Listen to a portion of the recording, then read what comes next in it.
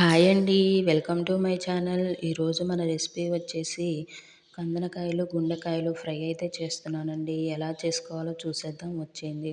ముందుగా వీటిని చిన్న చిన్న ముక్కలుగా కట్ చేసుకొని శుభ్రంగా వాష్ చేసుకున్న తర్వాత స్టవ్ వెలిగించి కడాయి పెట్టుకొని ఈ ముక్కల్ని వేసుకొని ఉప్పు, పసుపు వేసి బాగా కలుపుకొని మూత పెట్టి ఇలా వీటిలో నీళ్ళన్నీ ఇనికిపోయేంత వరకు ఉడికించుకోవాలి.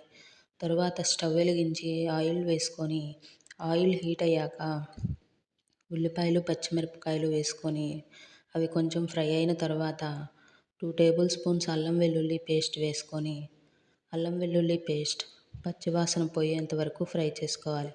ఇది కొంచెం ఫ్రై అయిన తర్వాత కొంచెం కరివేపాకు కూడా వేసుకొని ఫ్రై చేసుకోవాలి. తరువాత మనం ఉడికించి పెట్టుకున్న కందనకాయలు, గుండెకాయలునైతే ఇందుట్లో వేసుకొని మొత్తం అంతా ఒక్కసారి బాగా కలుపుకొని మీడియం ఫ్లేమ్లో బాగా ఫ్రై చేసుకోవాలి.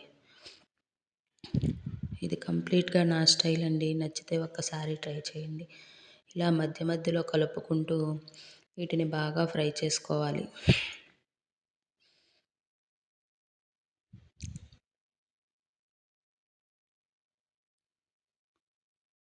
వీటిని బాగా కలుపుతూ అయితే ఫ్రై చేయాలండి.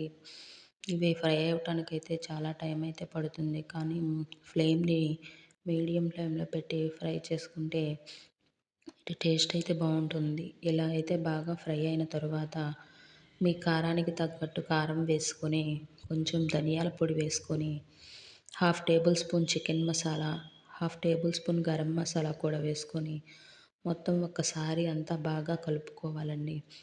ఇలా కలుపుకున్న తర్వాత నాకు కొంచెం అయితే సాల్ట్ అయితే తగ్గిందండి. నేను సాల్ట్ వేసుకొని కొంచెం కొత్తిమీర వేసుకొని మొత్తం ఒకసారి బాగా కలుపుకొని స్టవ్ ఆఫ్ చేశాను. అంతే. ఈ వీడియో మీకు నచ్చితే like, share, subscribe. Thank you for watching.